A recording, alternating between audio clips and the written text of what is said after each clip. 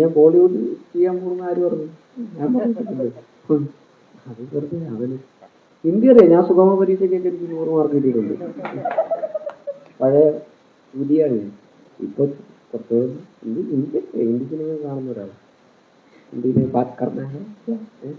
ഞാൻ പണ്ട് കണ്ടിട്ടുണ്ട് ശക്തിമാൻ.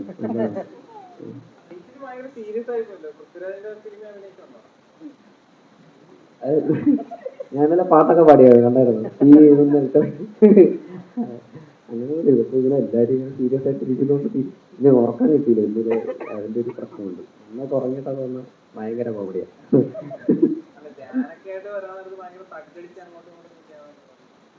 അത് ഞാനല്ലേ ഇല്ല അങ്ങനെയില്ല. എനിക്കങ്ങനെ പ്രതീക്ഷയുടെ അമിതഭാരം തരണ്ടേ.